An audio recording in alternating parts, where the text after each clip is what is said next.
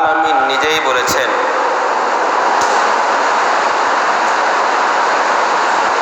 হে আমার বান্দারা, তোমরা আমাকে স্মরণ করো, তাহলে আমিও কি করব, তোমাদেরকে স্মরণ করব।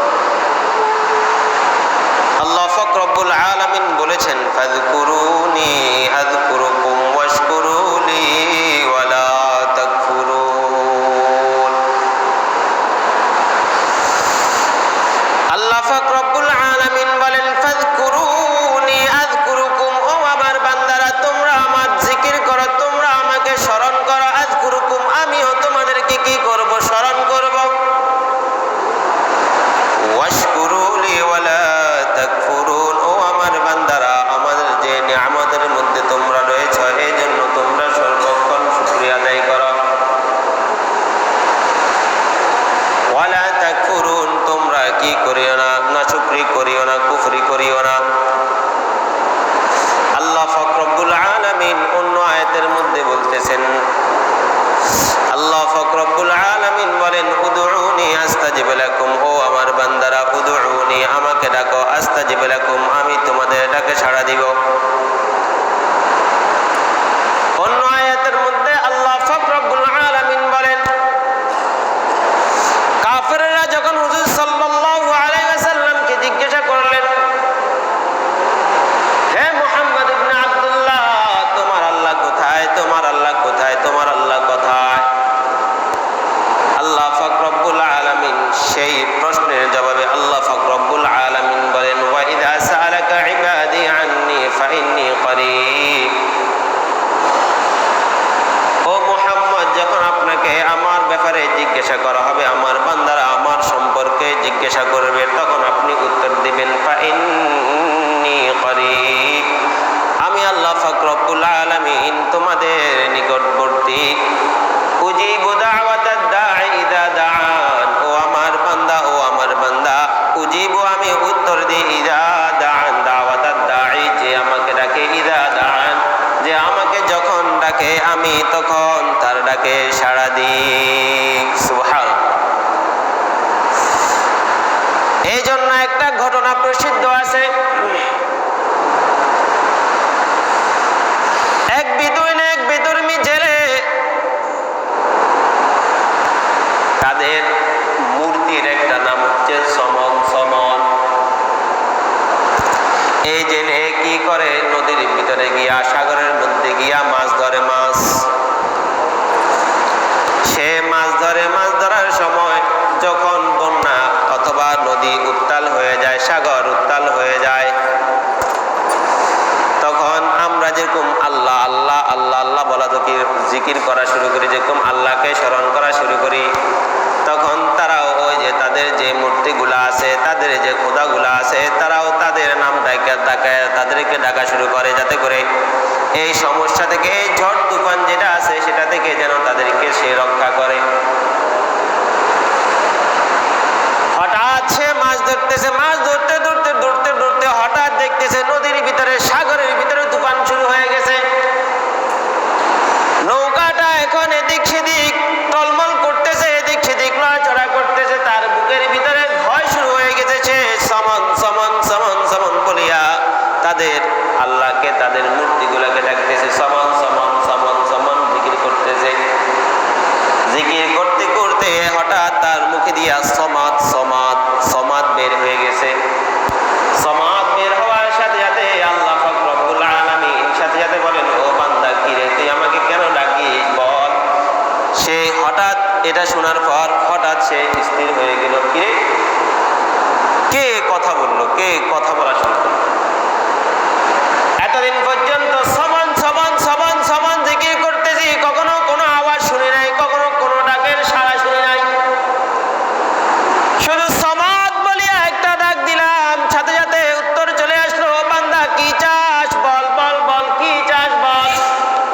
এই সমাদটাকে তখন সে কি করলো, যখন এরপরে যখন সেই এই নদীর ভয়াবহতা থেকে যখন বেঁচে ফিরে আসে, সমদ নিয়ে গবেষণা শুরু করলো। সমদটাকে ভুল ক্রমে সমদ বের হয়ে যাওয়ার সাথে সাথে আমাকে জবাব দিয়ে দিল, এই সমদটাকে তালাশ করতে করতে করতে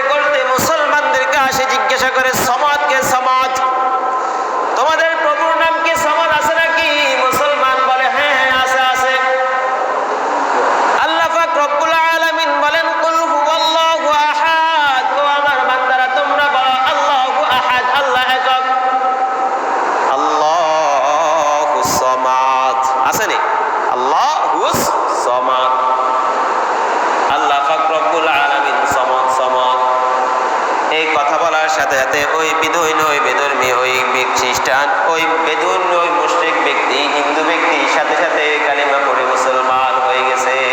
সুবহানাল্লাহ। এই জন্য আল্লাহ পাক রব্বুল আলামিন বলেন উজিবু দাওয়াতাদ দাঈ ইযা দাআন।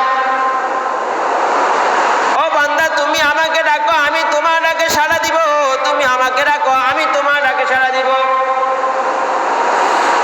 তোমাকে আমি সৃষ্টি করেছি আমাকে ডাকার জন্য, তোমাকে আমি সৃষ্টি করেছি। আল্লাহ পাক রব্বুল আলামিন বলেন ওয়া মা খালাকতুল জিন্না ওয়াল ইনসা ইল্লা লিয়াবুদুন। ও আমার বান্দা, ও আমার বান্দা, ওয়া মা খালাকতুল জিন্না ওয়াল ইনস, আমি মানুষ এবং জিন জাতিকে সৃষ্টি করেছি কেন? ইল্লা লিয়াবুদুন, অন্য কোনো কারণে নয়, শুধু আমার ইবাদতের জন্য।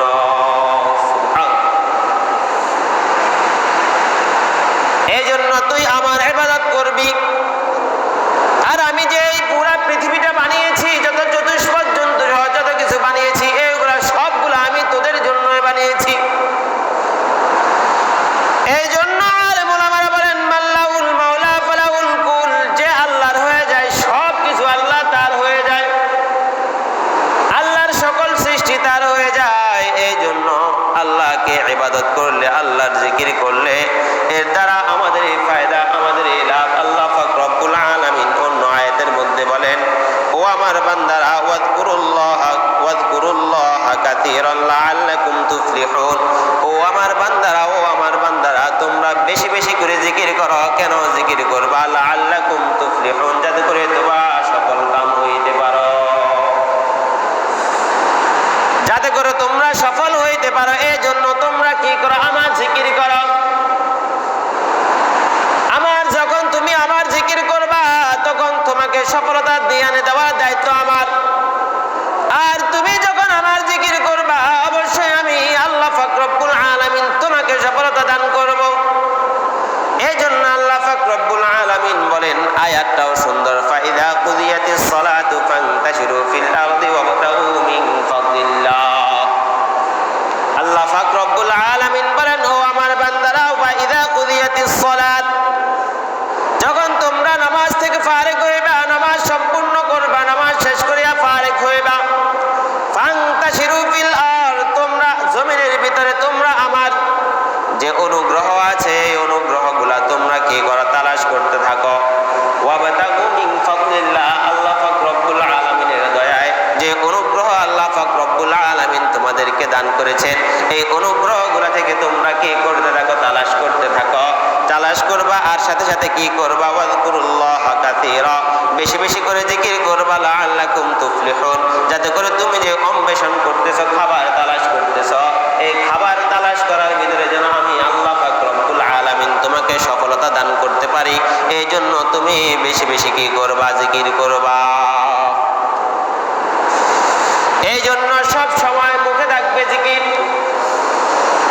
কাজ করতেছেন, কাজ করতেছেন, জমি জামার ভিতরে কাজ করতেছেন, কাজ করতে করতে রোয়া রুইতে রুইতে সুবহানাল্লাহ সুবহানাল্লাহ সুবহানাল্লাহ, আলহামদুলিল্লাহ আলহামদুলিল্লাহ আলহামদুলিল্লাহ, আস্তাগফিরুল্লাহ আস্তাগফিরুল্লাহ আস্তাগফিরুল্লাহ, শক্তিটা কমে আসছে, দুর্বল লাগতেছে। রোয়া দিতে রুইতে রুইতে জমিনের ভিতরে কাজ করতে করতে শক্তিটা কমে আসছে, এখন দুর্বল লাগতেছে। আস্তাগফিরুল্লাহ আস্তাগফিরুল্লাহ শুরু করে দেন।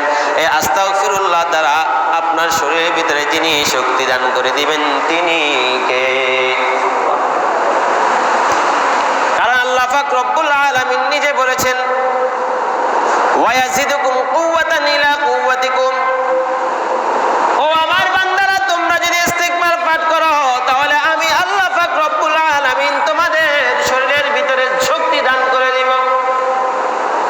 এই জন্য যখন কোনো শক্তি দুর্বল লাগে, শরীরটা দুর্বল লাগে, শক্তির প্রয়োজন হয়, সাথে সাথে কি করবেন? আস্তাগফিরুল্লাহ আস্তাগফিরুল্লাহ আস্তাগফিরুল্লাহ জিকির শুরু করে দিবেন। আর জিকির করার দ্বারা আপনার শরীরের ভিতরে যিনি শক্তি দান করবেন তিনি কে? এই জন্য জিকিরের ভিতরে থাকবেন। প্রথমে আল্লাহ পাক রব্বুল আলামিন জিকির করার জন্য বলতেছেন, বলে দিয়েছেন। এরপর আল্লাহ পাক রব্বুল আলামিন বলেন ও আমার বান্দারা, আমি জিকির করার জন্য বলতেছি, পাক রব্বুল আলামিন বলেন ওয়ামান আ'রাদা আন যিকরি ফাইন্না লাহু মাঈশাতান যানকা। আগের আয়াতে বলেছেন আল্লাহ পাক রব্বুল আলামিন তোমরা আল্লাহ পাক রব্বুল আলামিনের অনুগ্রহ থেকে কি করো? রিজিক তালাশ করো। রিজিক তালাশ করতে করতে জিকির করো। আর জিকির করতে করতে রিজিক তালাশ করবা। এই রিজিক তালাশ করার ভিতরে বরকত এবং খয়রত যিনি দিবেন তিনি একমাত্র কে? এখন যখন এটার পরে বলার পরে যখন জিকির করবা না, এখান দিয়ে আরেকটা কথা বলে দিই।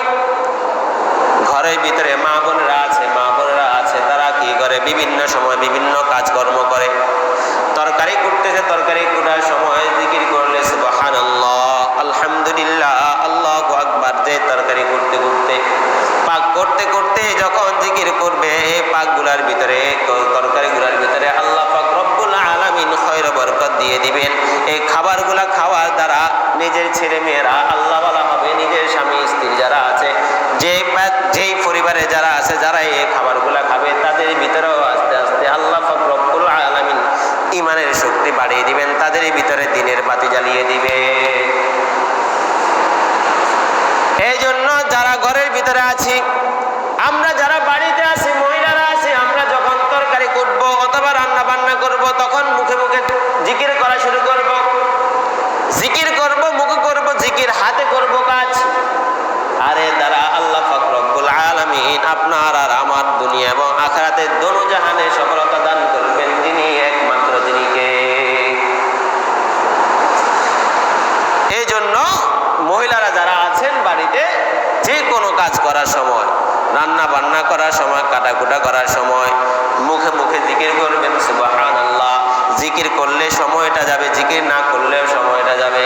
আপনি এমনি রান্না করলেও রান্না হবে, জিকির করলেও রান্না হবে। কিন্তু জিকির করলে রান্না যেটা হবে, এটা আর এমনি যেটা রান্না করবেন, এটার ভিতরে আকাশ পাতাল পার্থক্য হবে। কারণ জিকির করার দ্বারা এই রান্নার ভিতরে খয়র বরকত দান করবেন আল্লাহ, আর জিকির না করার দ্বারা এটার ভিতরে কোনো কিছুই হবে না। এই জন্য জিকিরের ভিতরে থাকার চেষ্টা করবেন।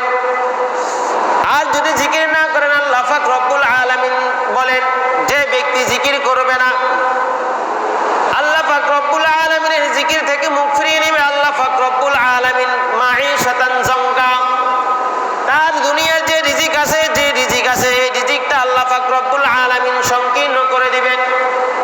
এটা হচ্ছে দুনিয়ার শাস্তি। এরপর আল্লাহ পাক রব্বুল আলামিন বলেন ওয়া নাহশুরু ইয়াওমাল কিয়ামাতি আ'মা। দ্বিতীয় নম্বর শাস্তি হচ্ছে আল্লাহ পাক রব্বুল আলামিন কিয়ামতের ময়দানে আল্লাহ পাক রব্বুল আলামিন তাকে কি করবেন? অন্ধ অবস্থায় উঠাইবেন। তাহলে এক নম্বর পাইলাম, দুনিয়ার যেই রিজিক আছে আল্লাহ পাক রব্বুল আলামিন এই রিজিকটা কি করে দিবেন? সংকীর্ণ করে দিবেন। দ্বিতীয় নম্বর, কিয়ামতের দিন আল্লাহ পাক রব্বুল আলামিন অন্ধ হিসেবে উঠাইবেন। এখানে অন্ধ হিসেবে উঠানোর কয়েকটা মানা আছে। আচ্ছা যাক, ওই দিকে যাচ্ছি না। তাহলে দুইটা পাইলাম। এরপরে আল্লাহ পাক রব্বুল আলামিন আরেকটা আয়াতের মধ্যে বলেন ইয়া আইয়ুহাল্লাযীনা আমানু লা তুলহিকুম আমওয়ালাকুম ওয়ালা আওলাদাকুম আন যিকরিল্লাহ। আল্লাহ পাক রব্বুল আলামিন বলেন ইয়া আইয়ুহাল্লাযীনা আমানু, হে ঈমানদারগণ, লা তুলহিকুম, তোমাদেরকে যেন উদাসীন না করে দেয়। তোমাদেরকে কে উদাসীন করবে? আমওয়ালাকুম, তোমাদের মালগুলা। টাকার পিছনে ঘুরতে ঘুরতে, টাকার পিছনে ছুটতে ছুটতে, টাকার পয়সা ইনকাম করতে করতে, ওয়ালা আওলাদাকুম, এবং তোমাদের ছেলে সন্তানগুলা, তাদের পিছনে সময় দিতে দিতে, তাদেরকে পরিচালনা করতে করতে, আন যিকরিল্লাহ, তোমরা যেন জিকির থেকে উদাসীন না হয়ে যাও। যদি তোমরা জিকির থেকে উদাসীন হয়ে যাও, আমাইয়া ফাল যালিকা ফাউলাইকা হুমুল খাসিরুন। আল্লাহ পাক রব্বুল আলামিন বলেন যে ব্যক্তি এমন করবে, আল্লাহ পাক রব্বুল আলামিন বলেন ফাউলাইকা হুমুল খাসিরুন, তারাই ক্ষতিগ্রস্ত হয়ে যাবে। এই জন্য খেয়াল রাখতে হবে যাতে করে আমাদের মাল সম্পদগুলা, ধন দৌলতগুলা, যাতে করে আমাদের যে ধন দৌলত আছে, আমাদের যে ছেলে সন্তান আছে, এগুলা যেন আমাদেরকে আল্লাহ পাক রব্বুল আলামিনের সাথে সম্পর্ক হওয়া থেকে আমাদের জন্য ফাটল না হয়ে যায়। যেন আমাদের মধ্যে আল্লাহ এবং আমার মধ্যে যে বন্ধন আছে, যেই সম্পর্ক আছে, এটার ভিতরে যেন মাঝখানে যেন বাধা হয়ে না দাঁড়ায়। এই জন্য খুব খেয়াল রাখতে হবে। আর যদি এর মধ্যে যদি বাধা হয়ে দাঁড়ায় যায়, তাহলে আল্লাহ পাক রব্বুল আলামিন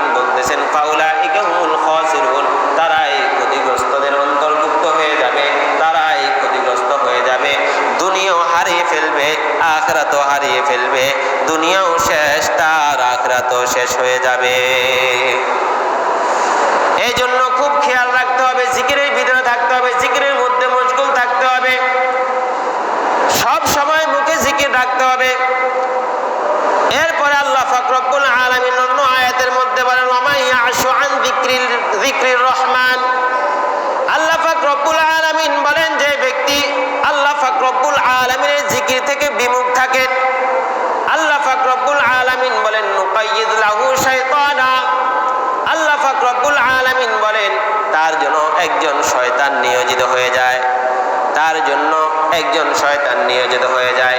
ফাহুয়া লাহু করিন, সেই ওই শয়তানটা তার জন্য নিয়োজিত হয়ে তাকে এই জিকির থেকে বিমুখ করে তার অন্তরটা দখল করে নেয়, অন্তরটা দখল করে নেয়। ফাহুয়া লাহু করিন, আস্তে আস্তে সে শয়তানের মতো হয়ে যায়।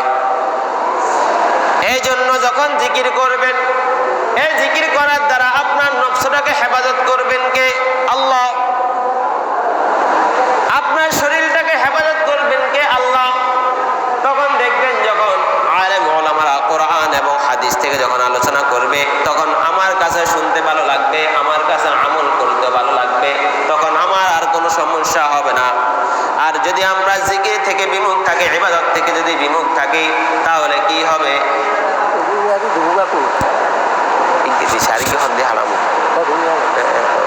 মানা করে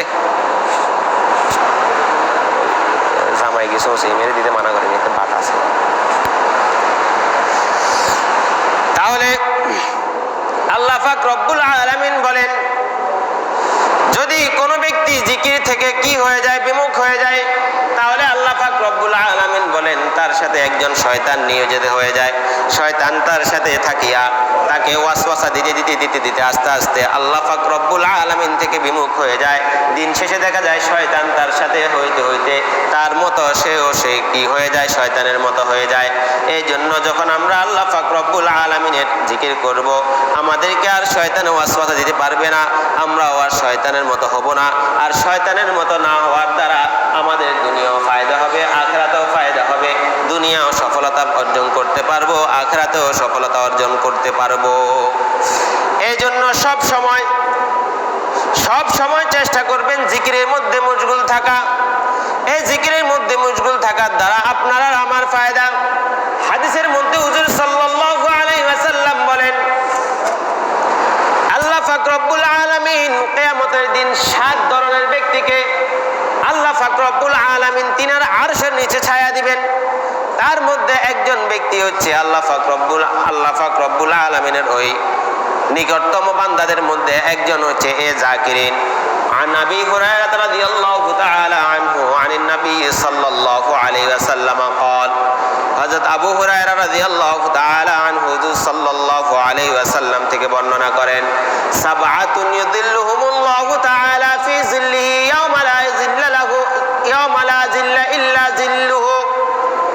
হুজুর সাল্লাল্লাহু আলাইহি ওয়াসাল্লাম বলেন, সাবআতুন, আল্লাহ পাক রব্বুল আলামিন কিয়ামতের দিন 7 জন ব্যক্তিকে কি করবেন? ইউযিল্লুহুমুল্লাহু তাআলা, আল্লাহ পাক রব্বুল আলামিনের যে ছায়া আছে, রহমতের ছায়া আছে, রহমতের ছায়ার নিচে আল্লাহ পাক রব্বুল আলামিন তাদেরকে কি দিবেন? স্থান দিবেন। এই কিয়ামতের দিন কঠিন মুহূর্তের সময় যখন সূর্যটা আমাদের 1 হাত অথবা 1.5 হাত এর উপরে বা নিচে থাকবে, যখন সূর্যের গরমের কারণে জমিনটা তামা তামা হয়ে যাবে, মানুষের ঘাম বের হইতে হইতে যখন জমিনটা সাগরের মতো হয়ে যাবে, জিহ্বাটা বার হইয়া মাটির সাথে লেসা হইবে, এই সময় মানুষ একটু ছায়া চাইবে, ছায়া। দুনিয়ার ভিতরে যখন গরম বেশি পড়ে, বলেন তো দেখি, তখন মানুষ কি গরমের ভিতরে দাঁড়ায় না ছায়া চায়? দেখে গাছ একটা আছে কিনা, অথবা দোকান টোকান আছে কিনা, একটু দোকানের ভিতরে থাকে। এই যে সৌদিতে মানুষ বাইরে যেতে পারে না, কারণ বাইরে এমন অবস্থা যেন কি সিদ্ধ হয়ে গেছে।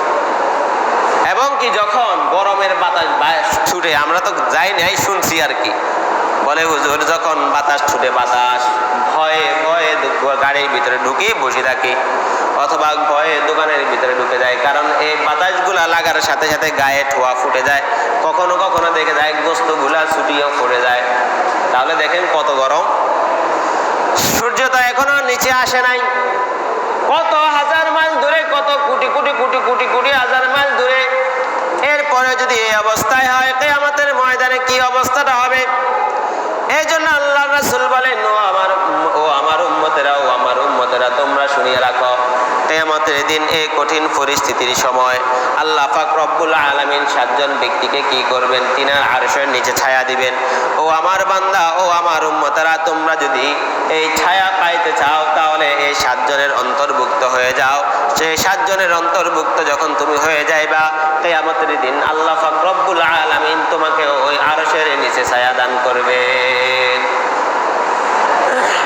এই জন্য চেষ্টা করবেন যাতে করে এই সাতটা অভ্যাস, এই 7টা কাজ সব সময় করার চেষ্টা করবেন।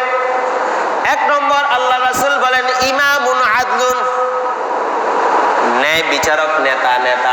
ন্যায় বিচারক নেতা মানে চেয়ারম্যান বলেন, মেম্বার বলেন, এমপি বলেন, প্রধানমন্ত্রী বলেন, যেই হোক না কেন, এই ন্যায় বিচারক নেতা যখন ন্যায় বিচারটা করবে, এই ন্যায় বিচার করার দ্বারা এখন তো দেখা যায়, বললে তো অবস্থা খারাপ, বলতেও পারি না, যাই হোক আপনারাই বুঝে নেন এখনের অবস্থা কি। এখন আর আদলুনটা পাওয়া যায় না, ন্যায় বিচার পাওয়া যায় না, টাকা যেদিকে রায় সেই দিকে, এমন পরিস্থিতি, এমন অবস্থা, নিজের দলের লোক কিনা দেখে যাক ওইদিকে যাচ্ছি না। তাহলে 1 নম্বর ইমাম আদলুন, ন্যায় বিচারক নেতা।